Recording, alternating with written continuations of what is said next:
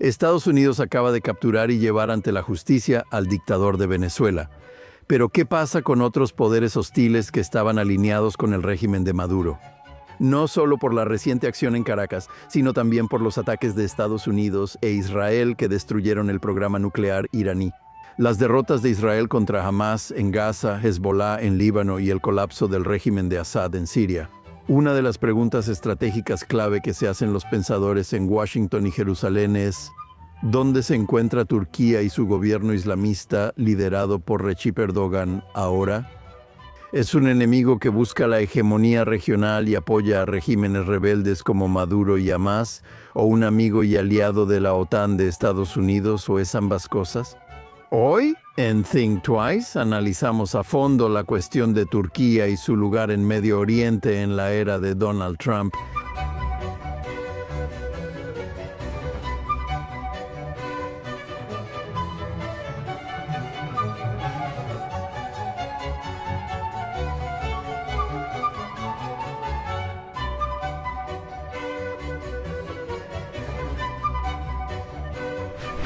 Bienvenidos a Think Twice. Hoy tenemos una conversación importante para ustedes con el académico Mark Meyerowitz sobre Turquía y su papel ambiguo en Medio Oriente. Pero antes de comenzar el programa de hoy, quiero recordarles, como siempre, que además de Think Twice, Jonathan Tobin tiene un podcast diario donde comparto noticias y análisis sobre los temas más importantes actuales. Encuentren el Daily Show con Jonathan Tobin en el canal de JNS donde escuchen sus podcasts. Ahora pasemos al programa de hoy. Ningún líder de un país hostil a Occidente y Estados Unidos puede estar tranquilo tras lo ocurrido en Venezuela. Turquía, que tenía buenas relaciones con el régimen de Maduro, también ha apoyado fervientemente a Hamas, Hezbollah, un grupo terrorista antiindio en Cachemira y un feroz crítico de Israel. Pero el gobierno islamista encabezado por el presidente Recep Tayyip Erdogan también juega a dos bandas. Siendo miembro de la OTAN, Erdogan también ha intentado en ocasiones cultivar buenas relaciones con Estados Unidos, tanto bajo Barack Obama como Donald Trump, y comparte un interés con la administración de Trump en promover el nuevo gobierno de Siria, encabezado por ex-yihadistas. Y Turquía también tiene una relación ambigua con Irán y su red terrorista, en la que son rivales pero comparten un interés común en reprimir a sus poblaciones kurdas por medios brutales. Israel y Estados Unidos buscan obligar a Hamas a desarmarse y evitar que Irán reconstruya sus misiles y programa nuclear.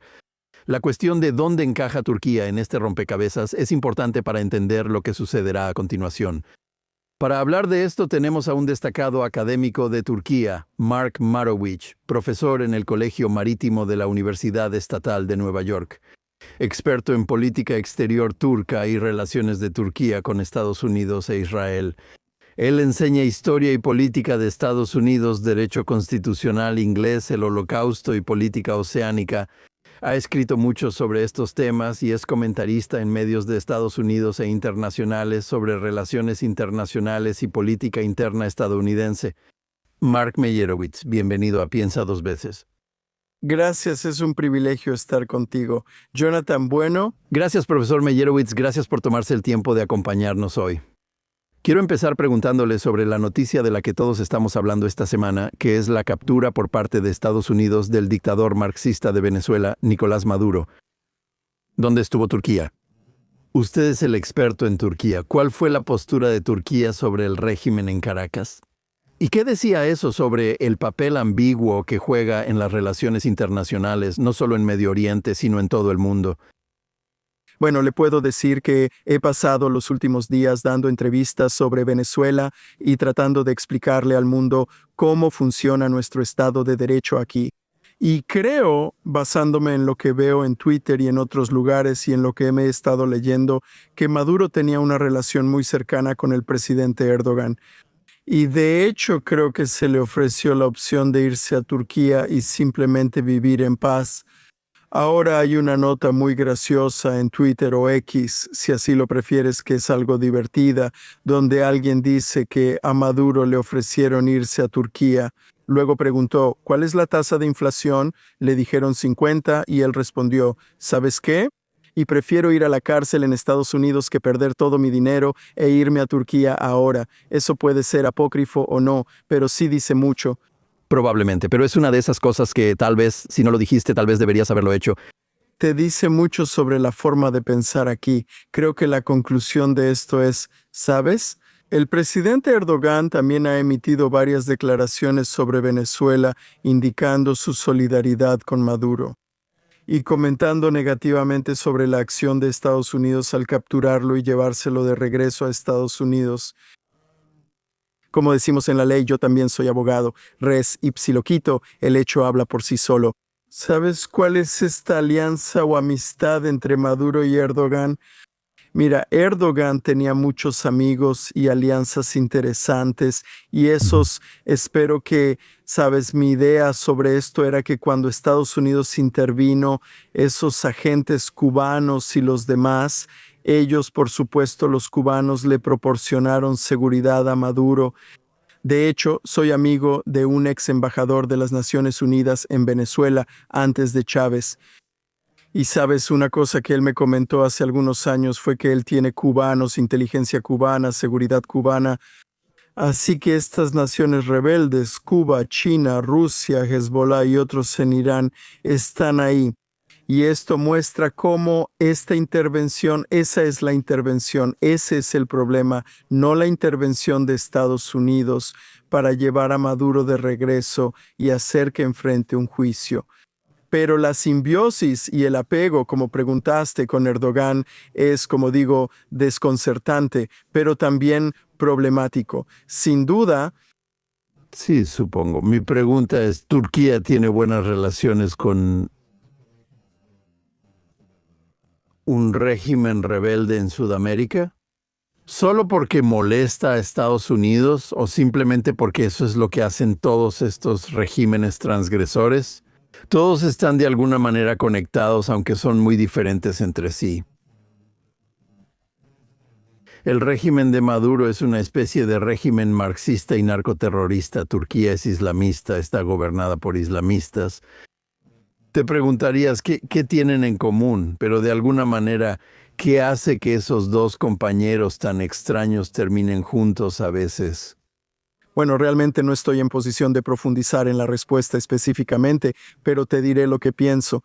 Creo que mucho de esto tiene que ver con el deseo de Turquía de extender su alcance más allá de Turquía misma, porque Erdogan siempre ha dicho que Turquía es más grande que la propia Turquía y ha expandido la influencia de Turquía a muchos otros continentes, de manera muy significativa hacia África, Somalia, de lo cual espero que hablemos un poco en Somalilandia.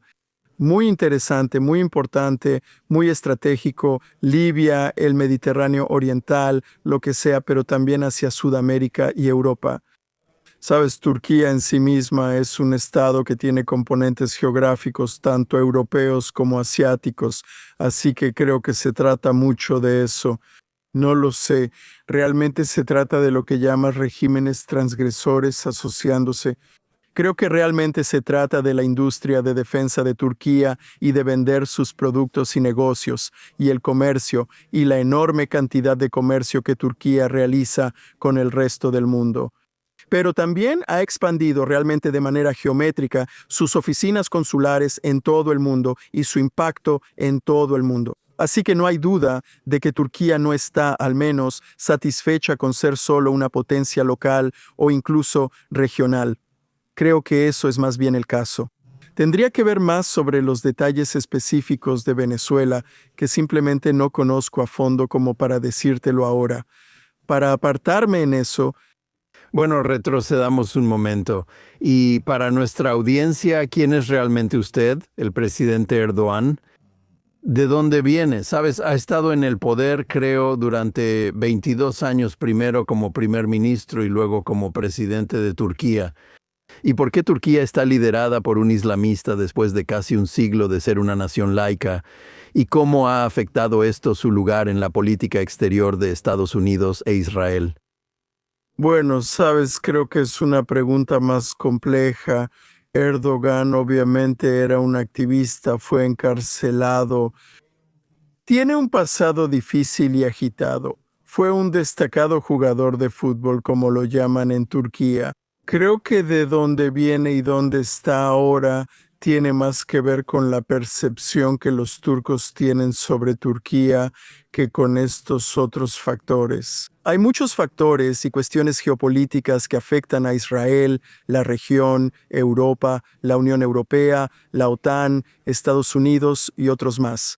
Pero como yo lo veo, Turquía siempre ha sido menospreciada. Para ser muy sincero, se le llamaba el hombre enfermo de Europa. Y ya sabes, para ser muy sincero, quiero decir, los turcos realmente no recibieron mucho cariño ni respeto del resto del mundo. Claro, esto tenía relación con el Imperio Otomano y las posturas de los árabes. Mi buen amigo Turkish Ready dice, los árabes nunca quisieron a los otomanos. Quiero decir, había una cierta cantidad de, ya sabes, ese sentimiento. Que es algo general. Y te pregunto una de las cosas, ya sabes, que nosotros, los que más o menos seguimos esto de manera ligera, es que Erdogan tiene ambiciones de, si no, de volver a unir el Imperio Otomano, que como sabes una vez se extendió por todo Medio Oriente y hasta el norte de África, pero al menos, ya sabes, eso es. Su motivación principal es al menos recuperar el respeto. Que él, ya sabes, él ve a Turquía como ese poder central en Medio Oriente, en el mundo islámico, como lo fueron los otomanos alguna vez. Y luego, por supuesto, entraron en decadencia, ya sabes, en los siglos XVIII y XIX y se convirtieron en el hombre enfermo de Europa. Una vez que estuvieron en las puertas de Viena, realmente todos quieren serlo, ya sabes, el califa, ya sabes, el sultán, ya sabes, el heredero de tú, el conquistador que tomó Constantinopla, o es algo, ya sabes, está exagerado eso. No estoy tan seguro. Yo quería aclarar un poco más mi idea sobre Turquía y la percepción de los turcos. Creo que está muy claro que lo que Erdogan ha logrado para el pueblo de Turquía es poner a Turquía en el mapa del mundo. Después de todo, Finlandia y Suecia querían unirse a la OTAN, así que tienes que pedirle permiso al presidente Erdogan. Y muchas otras cosas sobre la guerra en Ucrania. Bueno, ya sabes, hay una convención sobre el Bósforo y eso significa que Turquía controla el acceso a los estrechos. Y de hecho, tomaron una decisión muy importante en cuanto a que los barcos rusos pudieran atravesar el Bósforo y sacar grano del Mar Negro. Estas fueron y ser un mediador y un jugador clave, de lo cual podemos hablar. El presidente Erdogan ahora también quiere estar involucrado en Gaza. Pero lo que intento señalar es que es una cuestión de mucho, una cuestión de orgullo, desde mi punto de vista. La elección que ganó Erdogan, sobre la cual los expertos, especialmente los comentaristas turcos aquí en Estados Unidos, decían casi lo mismo que con el presidente Trump: oh, va a perder, no tiene apoyo. Incorrecto, entendiste mal eso. El punto era que la percepción cambió en la mente turca. Ahora somos un actor mundial.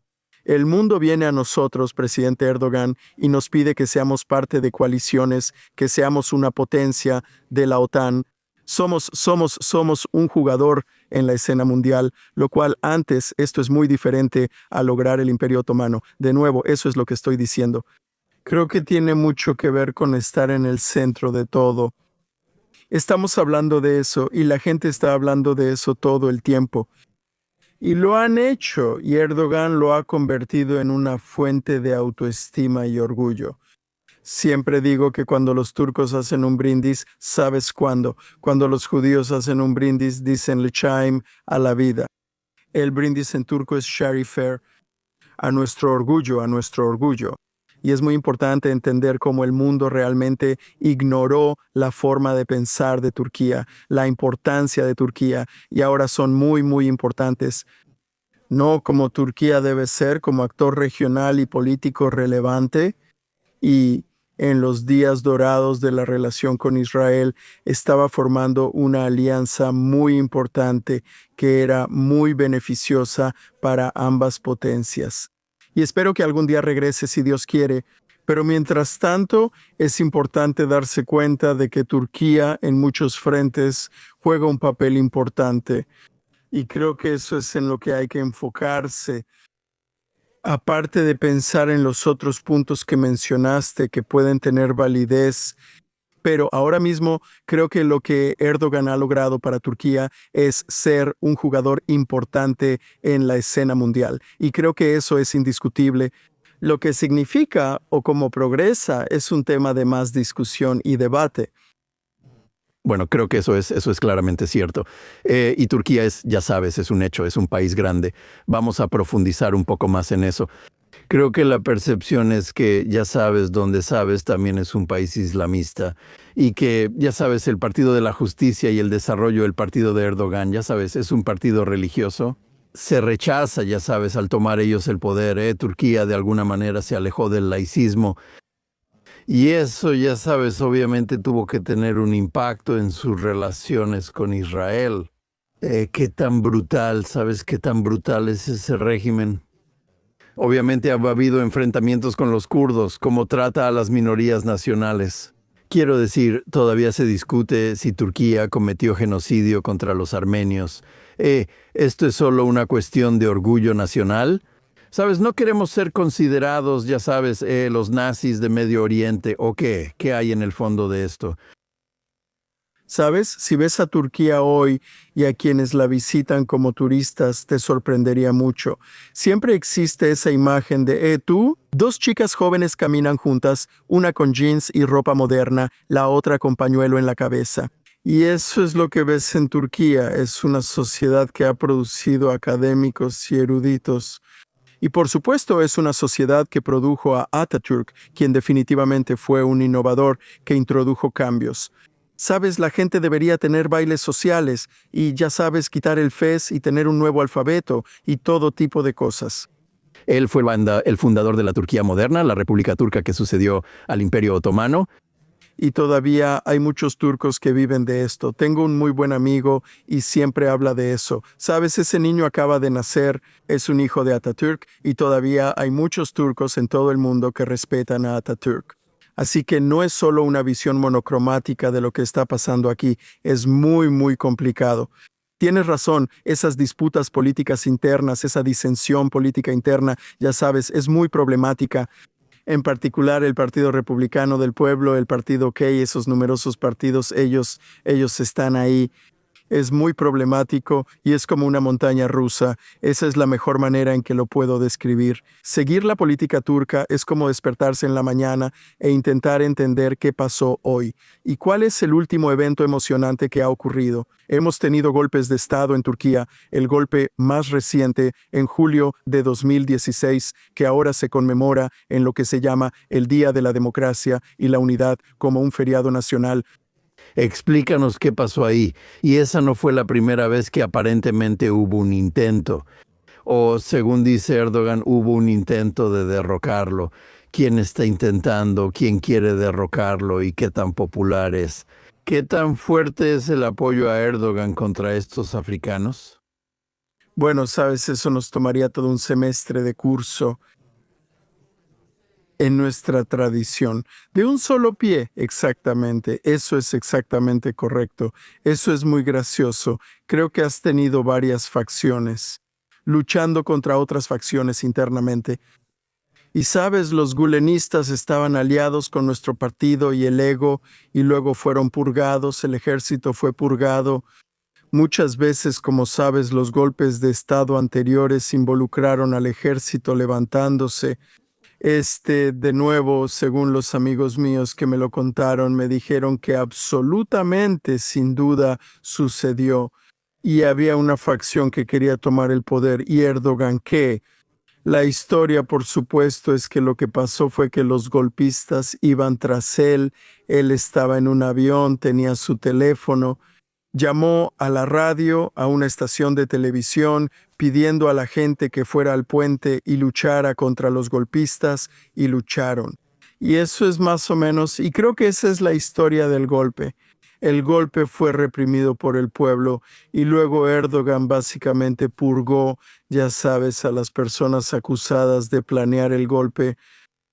Eso es lo que ha pasado en Turquía ahora. Turquía es un panorama político complicado, su política interna es muy tensa, muy complicada. Ahora tenemos un sistema ejecutivo que solíamos tener, un sistema parlamentario que fue modificado en una enmienda constitucional. Puede haber otra enmienda constitucional que dio A Erdogan más poder. esencialmente sí. Y ahora, para que el presidente Erdogan pueda postularse de nuevo porque tiene un límite de mandato, tiene que haber otra enmienda a la Constitución o elecciones anticipadas, porque ya cumplió 2 mandatos y terminaría en 2028. Así que cuando me pides que me suba a la montaña rusa contigo para decirte qué viene en Turquía, esa es una pregunta complicada. También en cuanto a los partidos de oposición y cómo han sido tratados los partidos de oposición, debería mencionar a los kurdos por un momento porque es importante, realmente importante, hablar de eso también. Porque si hay un problema en Turquía, ese es al menos, yo diría que en la mayoría de las opiniones y la mayoría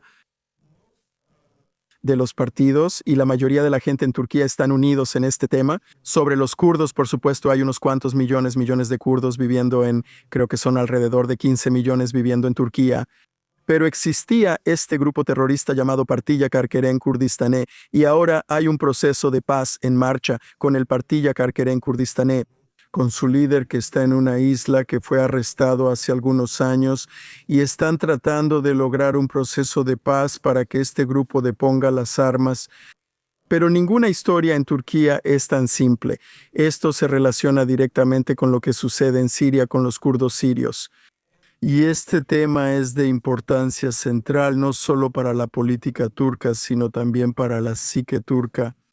El temor de que los kurdos creen un estado o mini-estado separado en Siria y la preocupación por eso es generalizada incluso entre todos los partidos.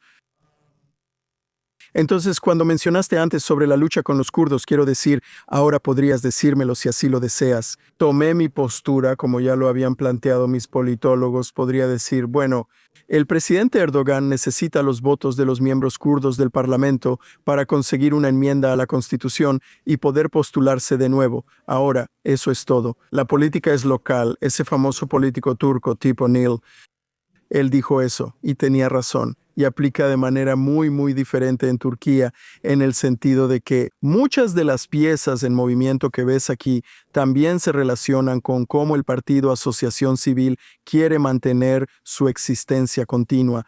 Y el presidente Erdogan continúa en el poder. Aunque hay discusiones en curso sobre la sucesión y quién podría sucederlo, todas estas discusiones están ocurriendo al mismo tiempo. Así que déjame ponerlo de esta manera. No hay un momento de calma ni un momento en el que simplemente te relajes y digas, bueno, puedo simplemente sentarme y nada va a pasar. Porque todos los días pasa algo, e incluso con Israel, de lo cual estoy seguro que hablaremos, es como una especie de poema sobre eso. El gusano dándose la vuelta, el gusano se dio la vuelta por completo. Tuvimos un desarrollo increíble de las relaciones y de repente tenemos un desastre total en esas relaciones y de manera similar en las relaciones entre Turquía y Estados Unidos. Hemos tenido muy buenos momentos y malos momentos con Biden, tuvimos relaciones muy pobres. Trump parece ser más accesible para el presidente Erdogan. Así que es difícil entender dónde estamos, qué significa todo esto y hacia dónde va todo. Eso realmente es un análisis muy cuidadoso, paso a paso. No sé si eso realmente respondió a lo que decías, pero solo quería decirlo. Es muy difícil responder a estas preguntas debido a la incertidumbre sobre cómo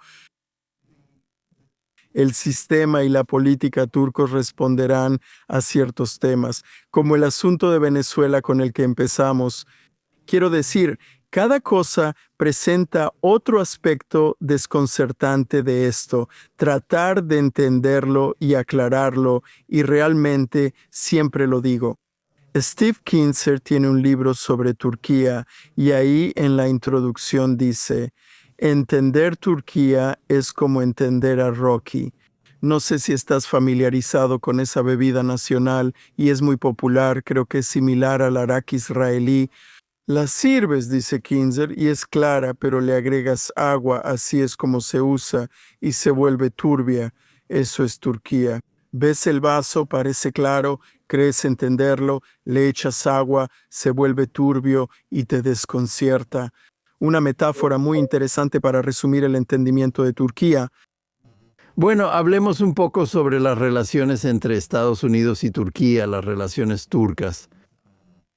Tiene razón, las relaciones con la administración de Biden eran malas, pero antes fueron mejores por un tiempo.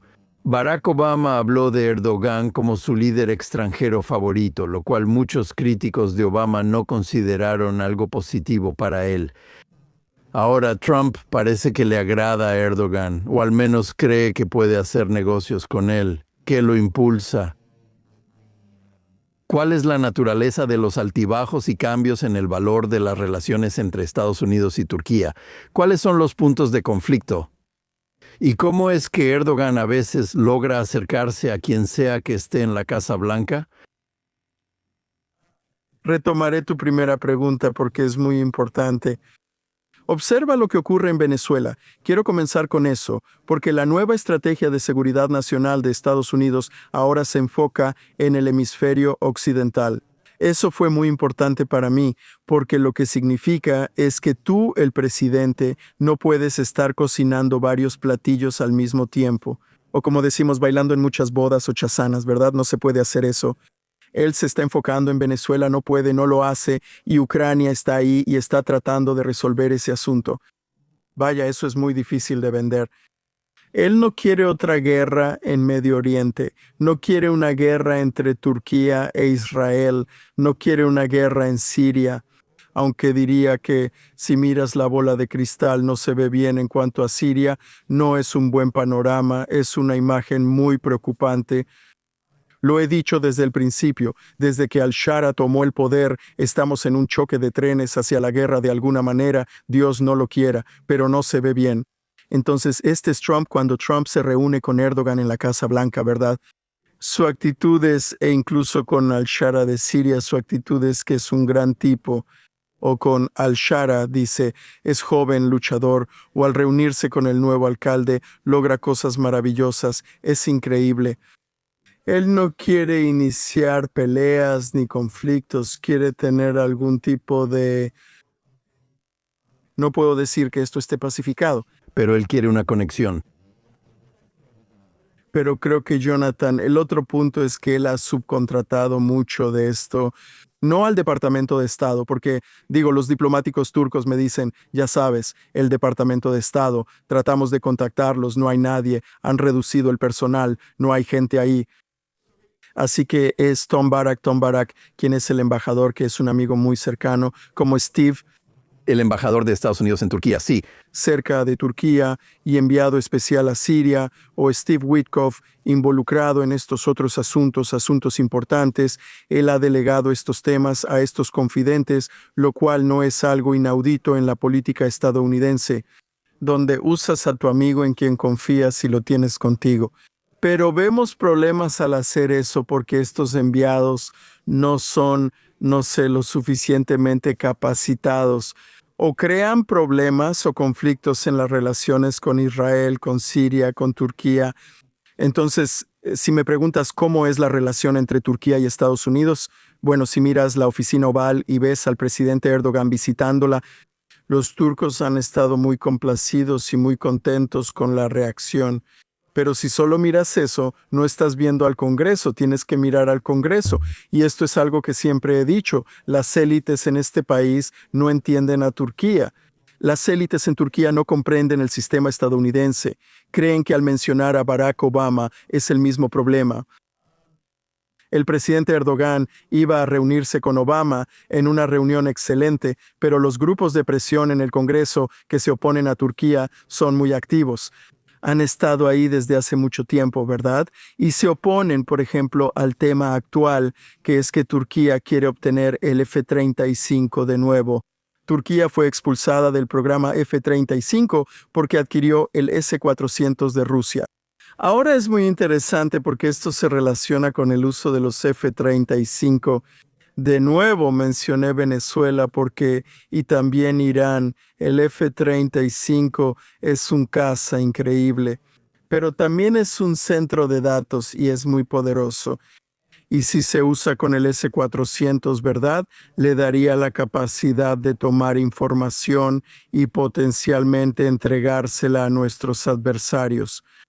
Y por eso Estados Unidos, e Irán en particular, y otros, Estados Unidos no quiere darle el F-35 a Turquía mientras tenga el S-400. El senador Jim Risch, presidente del Comité de Relaciones Exteriores del Senado, dijo en la audiencia de nominación con Tom Barak: mientras yo esté en este comité, Turquía no recibirá el F-35. Mientras tengan el S-400 no lo van a recibir. Así que eso nos lleva a la pregunta de cuáles son los puntos de conflicto.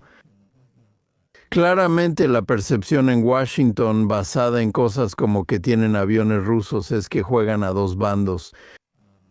Están en la OTAN, pero no actúan como un aliado, o al menos los estadounidenses no perciben que estén actuando como un aliado. A veces actúan como si fueran otro país del Medio Oriente hostil hacia Israel y amigable con nuestros enemigos.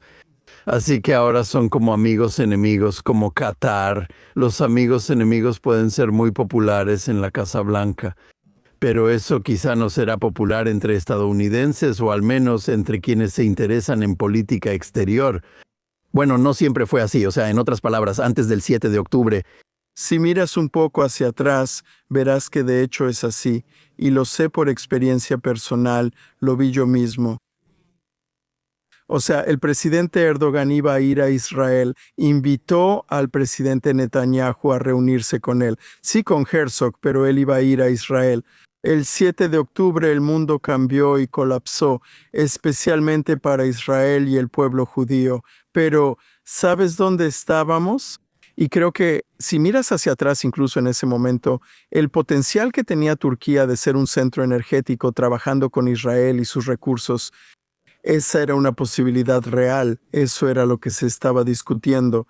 Ahora eso ya no existe, y ahora ves que se está transformando hacia Grecia, y que Grecia, Chipre e Israel están logrando un acuerdo tripartito para crear un equipo Special Weapons and Tactics, una fuerza de respuesta inmediata.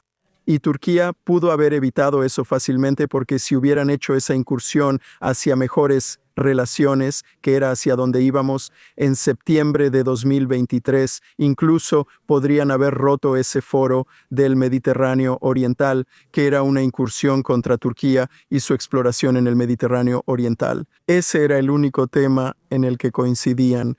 Turquía no puede tomar recursos en el este, y ahí estaba el Piri Reis, el barco turco. Todas estas potencias, Grecia e Israel, Chipre y otros, y luego iba a haber un acuerdo sobre energía con Israel, pero ahora eso ya no existe. Así que creo que fue un análisis de costo-beneficio. Creo que Turquía hizo eso y creo que tomaron la decisión equivocada, claramente la decisión equivocada. No hay duda de eso. ¿Fue solo que tienen que estar alineados en contra de Israel mientras Israel esté luchando contra Hamás? ¿Erdogan siempre ha sido un gran partidario de Hamás? Hablaste de la especie de reconciliación entre Israel y Turquía antes del 7 de octubre, pero eso fue recuperar las relaciones después de que Turquía apoyara los esfuerzos para romper el bloqueo egipcio e israelí de Gaza, el barco turco que Israel intervino, lo que causó muertes y convirtió el conflicto en un incidente internacional. Pero por supuesto no se trataba solo de un barco, sino de Turquía apoyando a Hamás. Bueno, el Mavi Mármara es muy importante de mencionar porque, ante todo, las relaciones se rompieron, ¿verdad? Prácticamente, pero el comercio continuó. El comercio continuó durante todo ese periodo a un nivel bastante bueno, no excelente, entre Israel y Turquía. Y luego quizá recuerdes que hubo estas condiciones o se dio una disculpa en el Aptarmac con Obama, los Tañas, lo siento y todo eso. Se hicieron un par de cosas y las cosas parecían estar mejor ahora. El comercio continuó. Ahora estamos viendo algo diferente. Por cierto, hubo días de calma. Conozco a diplomáticos israelíes que sirvieron israelíes que sirvieron en Turquía para la diplomacia israelí, quiero decir, no podían hablar bien. Turquía solía ser destino favorito de turistas israelíes. Quizás recuerdes que el Al se quejaba de que Turkish Airlines estaba recibiendo, ya sabes, a todos los pasajeros que iban a Israel a través de Turkish Airlines y no iban. Digo, ¿qué tan loco suena eso hoy cuando pensamos en el hecho de que hay embargos y boicots? Creo que el tema de Hamás obviamente es un tema terrible e inexcusable y no hay excusa para el apoyo a Hamás. Podemos dejar eso de lado por ahora. Pero si esto representa algún tipo de estrategia o algún tipo de propósito estratégico aquí, más bien un propósito ideológico, no estoy seguro. Lo pienso seguido porque es perturbador. La idea de apoyar a Hamás contra Israel es inexcusable y no tiene justificación. Pero obviamente fue un tema recurrente, incluso durante todo el periodo que describí, incluso durante el periodo en el que las relaciones estaban prácticamente en un modo de estabilidad inestable. Pero obviamente el 7 de octubre es el parteaguas que no se pudo superar. Y ya sabes, como dicen, dos caminos se bifurcaron en el bosque y Turquía tomó un camino y ahora colapsa por completo. Y mucha de la retórica de ida y vuelta entre Israel y escuchando a Amichai Chikli, ya sabes, en Israel, hablando sobre Turquía, y ya sabes, cerrar el consulado, y ya sabes, todas estas cosas, de alguna manera, si lo piensas, el resultado inevitable de esta situación desastrosa es absolutamente desastroso. Tal vez el único que podría volver a juntar las piezas es Trump, ya sabes, para reunirlos de alguna manera, incluso en una especie de distensión. No estoy hablando de una entente, me encantaría volver a tener una entente, porque la tuvimos. Tuvimos cooperación militar con Israel, proporcionando equipo militar a Turquía. Absolutamente una distensión para lograr que al menos se reduzca la retórica. Porque solo estos dos países en la región realmente dan la cara. Israel, Turquía, ¿quién más? Irán, por supuesto, es la potencia malévola que ojalá ahora esté en declive. Eso realmente es. No sé si es un amigo enemigo. Un amigo, no lo sé. Para Turquía es un poco difícil de entender. No. Quería preguntar Sobre eso específicamente. Porque Irán baja, Turquía sube, quiero decir.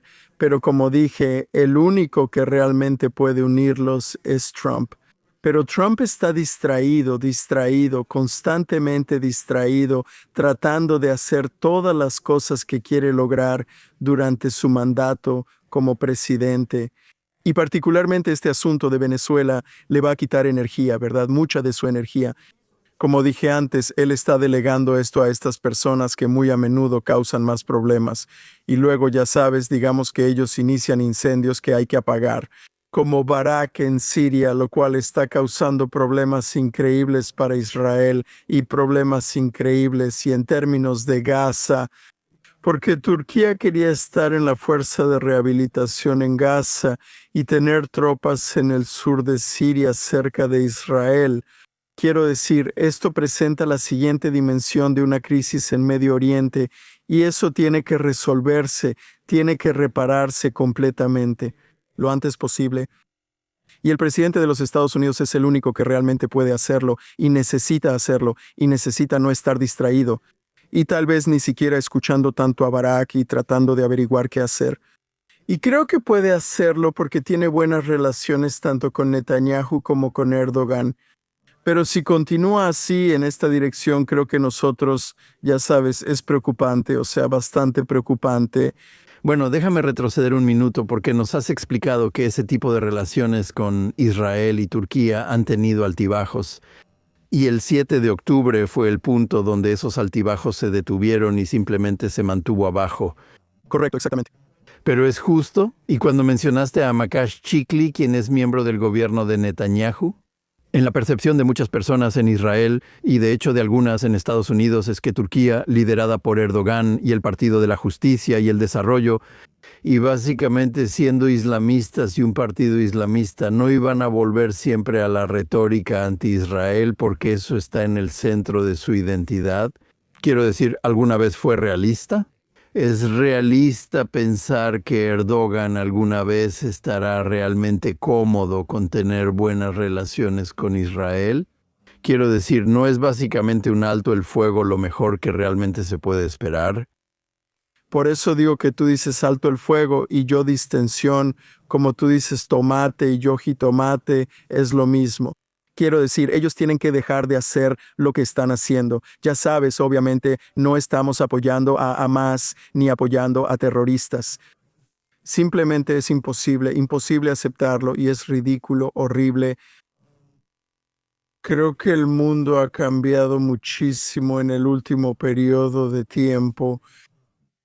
Quiero decir que voy a seguir siendo un optimista cauteloso, que de alguna manera vamos a volver al menos a esta distensión y detener esto. Pero por otro lado, diría que hay que ser realista al respecto. Quiero decir, ya sabes, todo el tema de Gaza, la situación. En la mente de los turcos en particular, no estoy hablando del mundo árabe, pero en la mente de los turcos se ha vuelto muy generalizada, así que supongamos, mañana cambia, ¿verdad? Va a haber un cambio. Simplemente no sé cómo puedes revertir eso en cuanto a decir, está bien, hoy ahora vamos a ser buenos amigos de Israel.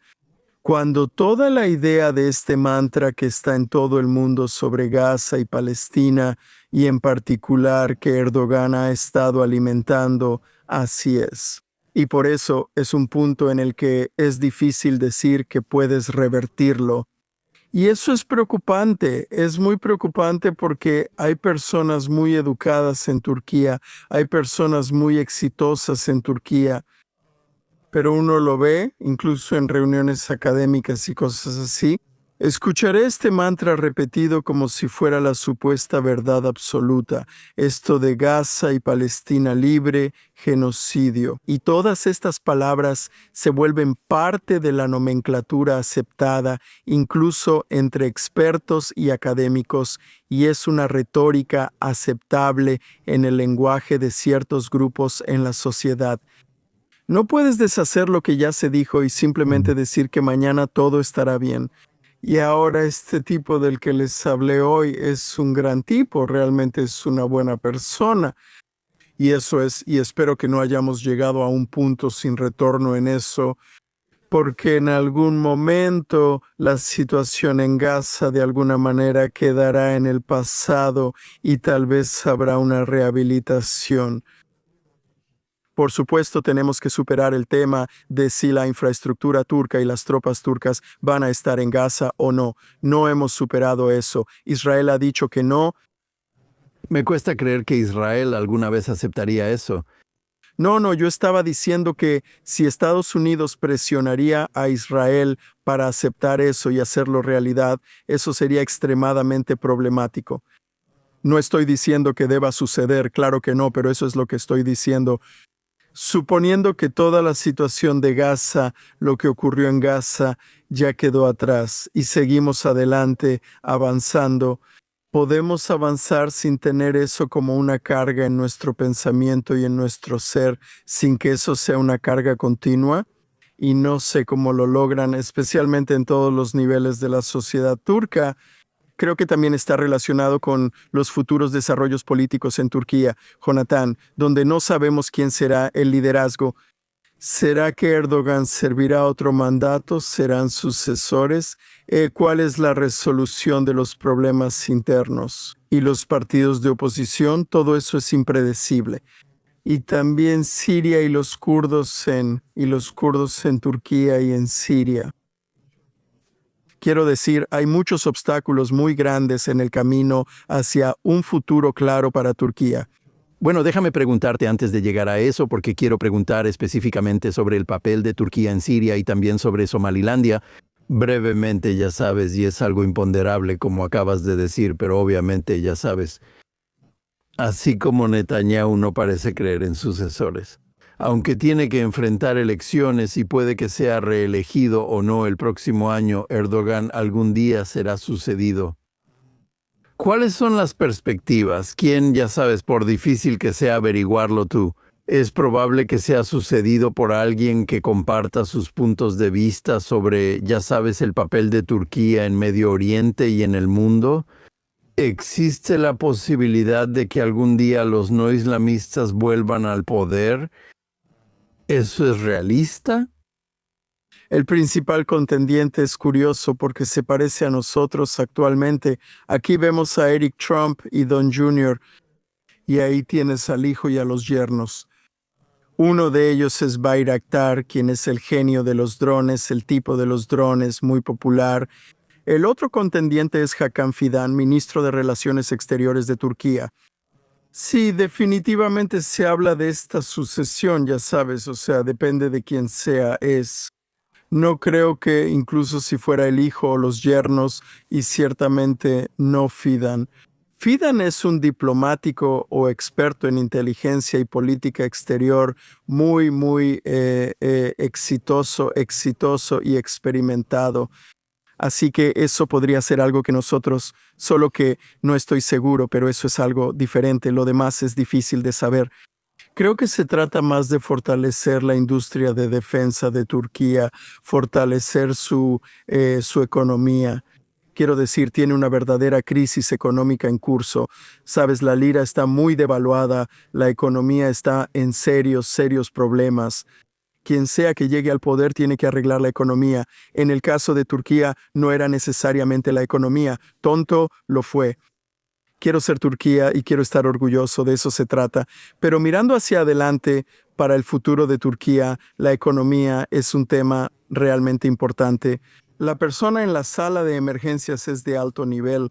Tuve la oportunidad de escucharlo en Bloomberg aquí en Nueva York, cuando estuvo aquí hace algunos años, es muy respetado.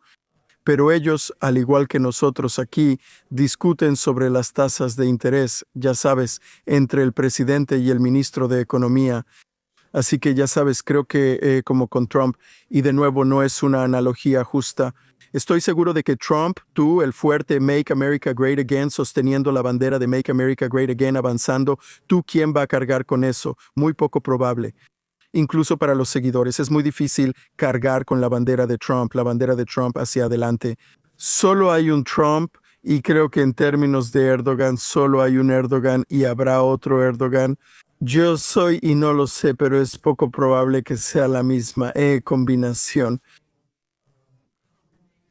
Y también mencionaste al preguntar sobre su origen, alguien con ese origen en combinación. Yo simplemente no parece que sea así. Esta generación más joven aquí, incluso su familia, están más en los negocios y más enfocados en, ya sabes, construir negocios, y creo que en eso se van a enfocar.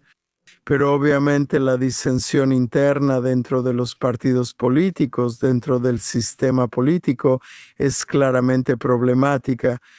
Y no sé cómo lo solucionas, pero ya sabes, yo diría que ojalá puedan arreglarlo, pero va a seguir siendo un problema. Quien quiera que lidere el país, de aquí en adelante, ya sea Erdogan, pero si es Erdogan, esa es su visión. Si son estos otros, si ellos son los que van a tomar el control, creo que va a ser una versión menos intensa de eso. Explica claramente el papel de Turquía en Siria. Parece que, ya sabes, tienen interés en evitar, ya sabes, una región kurda autónoma en el norte de Siria, y obviamente ha habido combates ahí. Han sido parte de esa guerra muy compleja, ya sabes, de múltiples partes que ha ocurrido ahí durante tanto tiempo. Parece que apoyan al nuevo régimen del, ya sabes, ex Al-Qaeda, ya sabes, el tipo Yalani. Ya sabes, Trump parece estar dispuesto a darle una oportunidad a ese régimen. Creo que los israelíes, con razón, son muy escépticos sobre Yalani. ¿Dónde está jugando Turquía? Ya sabes, ¿dónde encaja Turquía en ese rompecabezas? Y ellos son, ya sabes, como una fuerza para la paz entre Israel y Siria, ¿o es probable que sean un fastidio? ¿Y para ayudar a agitar las cosas también? Así que si eres Turquía y tienes más de 3 millones de refugiados sirios, tu principal prioridad es tratar de encontrar una manera de que regresen a casa para poder aliviar la carga sobre la economía turca, porque cuando llegaron los refugiados sirios consiguieron empleos y atención médica. No hice una encuesta, pero creo que los turcos, aunque no es igual, tienen la misma idea. Estas personas llegan y toman trabajos y hacen todo esto y la gente, los turcos, no están contentos con eso. Así que quieren una Siria estable y para tener una Siria estable la sensación es... Y como lo he escuchado, o sea, la idea es que si tienes a Al-Jalani en Al-Sharra y él es el encargado y puede crear una Siria estable, estamos con él, ¿verdad? Se viste bien, ya sabes, usa un buen atuendo, se ve bien, suena pragmático, vamos con él. Bien, ese es el número 1. El 2 son los kurdos, claramente es tremendo. Lo llamo una obsesión, pero ciertamente es un tema que las fuerzas democráticas sirias, las unidades de protección popular kurdas, que el gobierno turco cree que están afiliadas con los kurdos, con los terroristas del Partilla Karkeren Kurdistané, Estados Unidos, no incluye a los kurdos sirios como terroristas en la lista de terroristas. Sí incluimos al Partilla Karkeren Kurdistané. Hay opiniones divididas al respecto. Son combatientes endurecidos. Lo complicado es que es el Medio Oriente, como la historia de Kishon con la rana y el escorpión.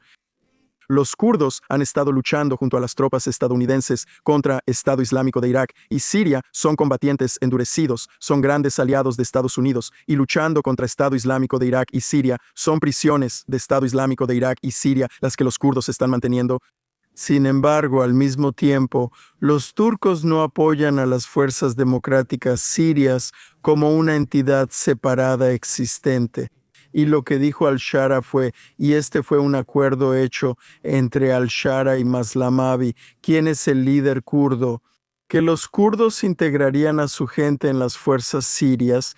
Eso no ha sucedido, y la posición turca es, bueno, si no integran, quieren romper el poder concentrado de las fuerzas de defensa sirias de los kurdos para que no sigan siendo una amenaza desde el punto de vista de Turquía y para la creación de un Estado kurdo, ¿verdad? Entonces, ahora, en donde estamos, el problema es que Israel, ¿verdad? La posición de Israel es que quiere apoyar a los grupos minoritarios, drusos, alawitas, cristianos y otros, varios de ellos, alawitas y drusos, fueron masacrados, ya sea directamente o con el visto bueno del ejército sirio, y Barak, incluso nuestro embajador y otros, y Turquía apoya la posición de Turquía. Lanzar un ejército integrado, un ejército solo con las fuerzas democráticas sirias, no separado, sino integrado ahí, esto es petróleo y guerra. Esto no funciona bien. Cuando tienes combatientes extranjeros, incluso tienes uigures, combatientes yihadistas extranjeros que están ahí en la mezcla, en la sopa del ejército sirio, y lograr que los kurdos se integren es muy difícil, así que hay una desconexión. También mencionaría que la política de Turquía aquí está realmente enfocada. Si quieres enfocarte en los kurdos, está bien, en Israel, está bien, es sobre la estabilidad de Siria. Y la visión turca es que si no integras a todos los grupos y si no creas una Siria unificada bajo un solo líder, vas a tener inestabilidad. Y luego va a colapsar y entonces vamos a recibir unos cuantos millones más de refugiados. O sea, de eso se trata realmente, eso es lo que les preocupa. También les preocupa Irán. O sea, no hablamos de eso, pero están muy preocupados por el colapso de Irán porque temen que si Irán colapsa, van a recibir unos cuantos millones de refugiados de Irán. Entonces, en otras palabras, el interés de Turquía es mantener una región estable. Aunque uno podría ver que algunas de sus políticas quizá contribuyen a la inestabilidad, en realidad buscan la estabilidad. Por eso dicen que al-Shara es clave en Siria y que debe haber un solo ejército y un solo al-Shara. Apoyemos lo que de hecho lo hicieron, lo apoyaron, por cierto, cuando tenía HTS lo respaldaron todo el tiempo. Cuando llegó a Siria fue a Idlib y luchó contra el régimen de Assad, Turquía lo estaba apoyando. y sienten que apostaron por el tipo correcto. El problema con eso es que es solo una persona. Están poniendo, como dicen en el casino, mi apuesta en un solo caballo, en un solo número. Es problemático. Así que la visión de Turquía aquí es multifacética. El problema es que tienen una posición completamente contraria a Israel y eso nuevamente es una fuente de conflicto. Esa fórmula genera conflicto y debe resolverse. Porque lo que no quieres es, Dios no lo quiera, un conflicto entre Turquía e Israel o Siria e Israel. Esto es muy difícil ahora. Israel ha ampliado su zona de seguridad hasta el monte Hermón y lo necesita porque no quiere ser superado de nuevo. Como cuando no teníamos la zona de seguridad, era como tener solo un pedazo de algodón para protegernos en Gaza. Así que ahí el gobierno sirio ha tomado la postura de que Israel debe salir ya sea completamente o regresar al acuerdo de separación del 74, y por eso no sé cómo se va a desarrollar eso. Pero eso y las minorías en Siria son un conjunto de prioridades completamente diferente a las prioridades de Turquía, porque Turquía quiere entrar y crear infraestructura y tener bases en Siria, incluso dentro de Siria. Y eso creo que es así. Altamente problemático. Hay muchas zonas rojas aquí, Jonathan, que estamos viendo y son temas radioactivos. Y de nuevo, el único que puede entrar y ser el Merlín, el mago Misur, es el presidente, quien puede entrar y decir que no. Porque además, Turquía es una potencia de la OTAN. Recuerda, el artículo 5 dice que si una potencia de la OTAN es atacada, todas las potencias de la OTAN deben acudir en su defensa. Israel no es potencia de la OTAN, o si ocurre un conflicto entre Israel y Turquía, tienes un cataclismo de dimensiones gigantescas y debe evitarse. Así que nuevamente veo a Siria como una placa de Petri, así la llamo, donde tienes todos estos diferentes elementos juntos y tratar de separarlos y arreglarlos va a ser muy, muy difícil. Brevemente, ya mencionaste los temores de Turquía sobre el colapso de Irán, pero ya sabes, a veces ha sido muy hostil.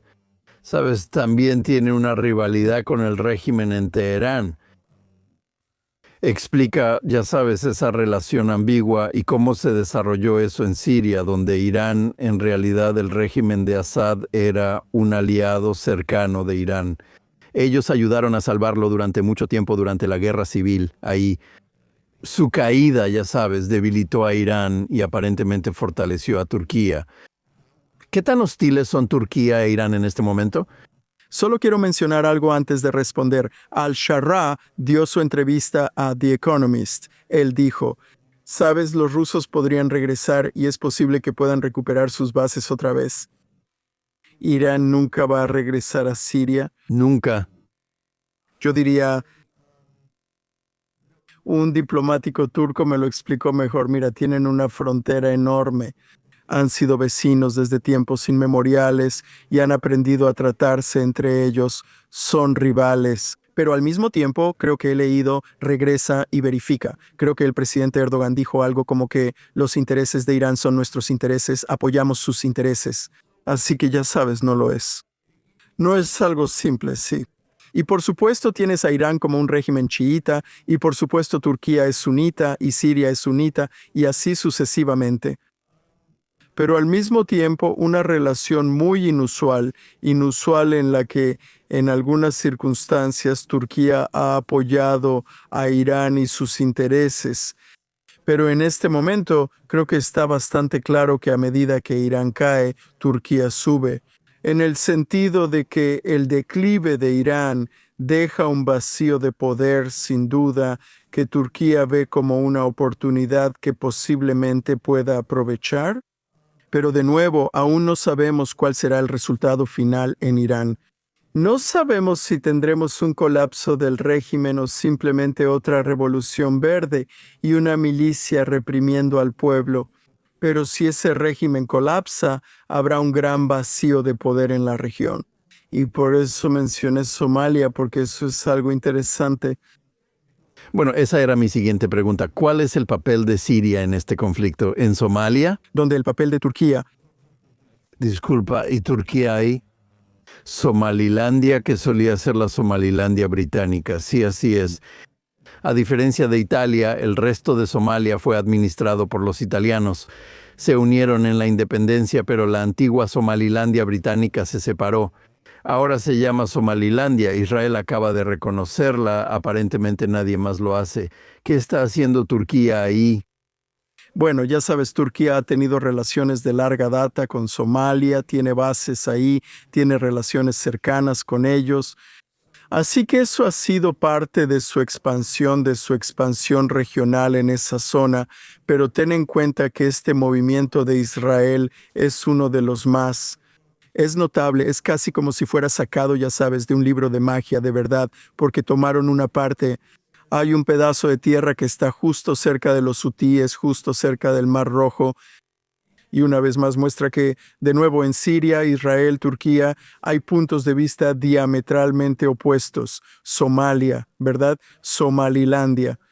Israel es un contrapeso contra el expansionismo turco.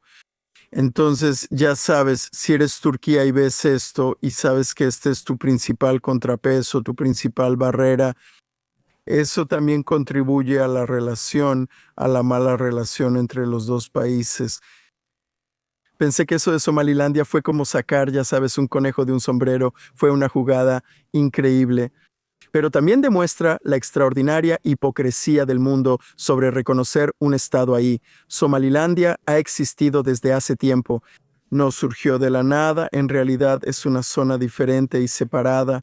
De hecho, declaró su propia independencia en los años 90, ha existido desde entonces, e Israel la reconoció. Y estas personas importantes preguntan cómo pueden hacerlo. ¿Estás bromeando? Bueno, ya sabes, estos otros países reconocen al Estado palestino, que no tiene fronteras, no tiene gobierno, no tiene nada. Y todos estaban exaltando la brillantez de ese movimiento, además de la brillantez estratégica de la jugada de reconocer a Somalilandia como contrapeso. Y este era el punto de Israel ante la creciente influencia de Turquía y su presencia en Somalia. Pero esto se remonta a mucho tiempo atrás, mucho tiempo. La relación de Turquía con Somalia es una relación de larga data. Expandiéndose ahora, el otro no solo se expande en tierra, sino también la expansión marítima de Turquía. Porque también tiene estos acuerdos sobre zonas marítimas con Libia, por supuesto, con Chipre turco, con otros países. Así que su alcance estratégico o profundidad estratégica es algo de gran importancia para Turquía. ¿Cómo empezamos? Comenzamos con eso, donde la visión de Erdogan es que Turquía es más grande que Turquía, si se quiere. Él lo dijo. Así que este es como un concepto. Lo que eso significa o hacia dónde va no está inmediatamente claro para el Fondo Central de Respuesta a Emergencias. Bueno, hemos cubierto mucho terreno. Desafortunadamente se nos acabó el tiempo, pero Mark, muchas gracias por acompañarnos hoy. ¿Puedes decirle a nuestra audiencia cómo pueden seguir tu trabajo y dónde pueden encontrar más información sobre ti? Bueno, estoy en Twitter X como Bosporus Report y creo que esa es una buena manera de seguirme y me encantaría estar en contacto con la gente. Y si alguien está interesado en seguir conversando, por favor hágamelo saber. Ha sido un enorme placer y un privilegio. Y te lo dije, Jonathan, al principio he admirado tu trabajo y te agradezco mucho por la conversación tan maravillosa, profunda y llena de ideas sobre un tema realmente complicado que sin duda merece mucha más discusión en el futuro. Bueno, gracias y gracias por acompañarnos. También queremos agradecer a nuestra audiencia. Por favor, recuerden sintonizar la edición diaria de Jonathan Tobin todos los días, la cual pueden seguir donde sea que escuchen sus podcasts. Y ya sea que nos estén viendo o escuchando en alguna de esas plataformas, o viéndonos en vivo en Facebook o X, o en el canal de YouTube de JNS, por favor denle like o suscríbanse a JNS. Hagan clic en la campanita para recibir notificaciones y denos buenas reseñas. Por favor, escríbanos a Think Twice en jns.org y díganos dónde escuchan o ven el programa y qué opinan sobre él. Y recuerden, sigan leyendo y pensando por ustedes mismos y nos vemos la próxima semana.